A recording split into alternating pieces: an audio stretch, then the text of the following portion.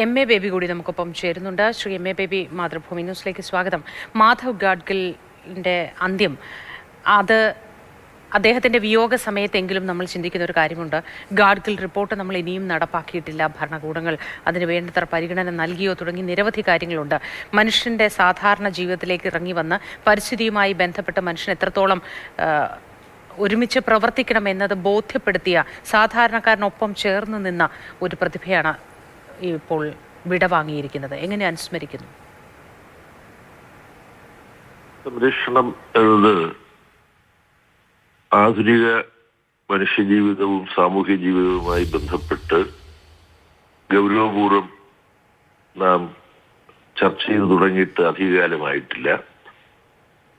പരിസ്ഥിതിയുമായി ബന്ധപ്പെട്ട ഏതു ചർച്ചയിലും നമുക്ക് ഒഴിവാക്കാൻ കഴിയാത്ത ഒരു പേരാണ് ശ്രീ മാധവ് ഗാഡ്ഗിലിൻ്റെത്. സാധാരണ ജനങ്ങളെയും ഒരു പ്രദേശത്ത് താമസിക്കുന്ന മനുഷ്യരെയും പരിസ്ഥിതി ഏതെല്ലാം, പ്രത്യേകിച്ച് പശ്ചിമഘട്ടങ്ങളെ കേന്ദ്രീകരിച്ചുകൊണ്ട് അദ്ദേഹം നടത്തിയ പഠനം, അദ്ദേഹം സമർപ്പിച്ച റിപ്പോർട്ട് ചിലർ പരിസ്ഥിതി മൗലികവാദമാണ് അതിനകത്ത് അവതരിപ്പിക്കപ്പെട്ടിട്ടുള്ളത് എന്ന തരത്തിലുള്ള വിമർശനങ്ങൾ ഉയർത്തിയിട്ടുണ്ട്.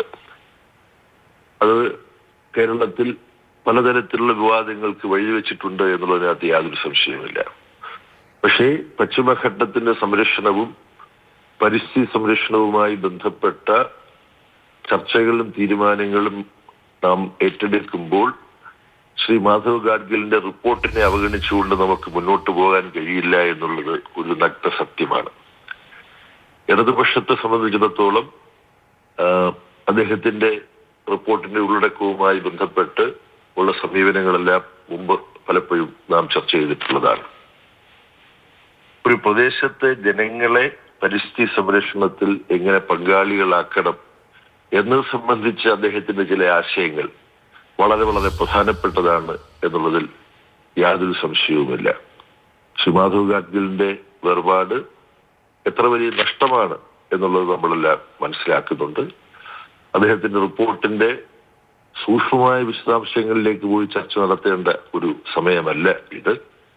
എന്തായാലും പരിസ്ഥിതി സംരക്ഷിക്കാതെ മനുഷ്യരാശിക്ക് മുന്നോട്ട് പോകാൻ കഴിയില്ല എന്നുള്ള അടിസ്ഥാനപരമായ ഒരു ശാസ്ത്ര സത്യം വളരെ ശക്തമായി ജനങ്ങൾക്കും നാട്ടുകാർക്കും ശാസ്ത്രജ്ഞന്മാർക്കും വിദഗ്ധർക്കും ഒക്കെ ചർച്ച ചെയ്യാൻ കഴിയുന്ന വിധത്തിൽ നമ്മുടെ മുമ്പിൽ അദ്ദേഹം തന്റെ റിപ്പോർട്ടിലൂടെ മാത്രമല്ല, അദ്ദേഹത്തിന്റെ ഇടപെടലുകളിലൂടെ, അദ്ദേഹം സംബന്ധിച്ചിട്ടുള്ള അസംഖ്യം സെമിനാറുകളിലൂടെ, വ്യക്തിപരമായി അദ്ദേഹം നമ്മളൊക്കെയായിട്ട് നടത്തിയിട്ടുള്ള ചർച്ചകളിലൂടെയൊക്കെ നമ്മുടെ മുമ്പിൽ അവതരിപ്പിച്ചിട്ടുണ്ട്.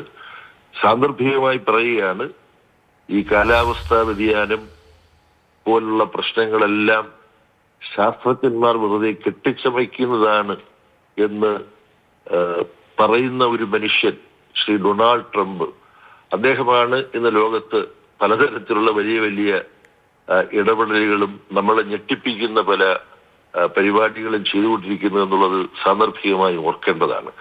അപ്പോൾ ഡൊണാൾഡ് ട്രംപ് പ്രതിനിധാനം ചെയ്യുന്നത് ശാസ്ത്രലോകം മുന്നോട്ട് വെക്കുന്ന പരിസ്ഥിതിയുമായി ബന്ധപ്പെട്ട കാര്യങ്ങളെല്ലാം ശാസ്ത്രജ്ഞന്മാരുടെ വെറും തട്ടിക്കൂട്ടി അബദ്ധ പ്രസ്താവനകളാണ് എന്ന തരത്തിലുള്ള പ്രചരണമാണ്. മറുവശത്ത് ഇതിനെ സംബന്ധിച്ച വളരെ ശാസ്ത്രീയമായ കാഴ്ചപ്പാടുകൾ ജനങ്ങളുടെ മുമ്പിൽ അവതരിപ്പിച്ചുകൊണ്ട് ഒരു ഒറ്റയാൾ സമരം നടത്തി എന്ന് തന്നെ പറയാം. തീർച്ചയായിട്ടും അങ്ങനെ തന്നെ പറയേണ്ടി വരും. വളരെ നന്ദി ശ്രീ എം എ ബേബി പ്രതികരണം അറിയിച്ചതിന്.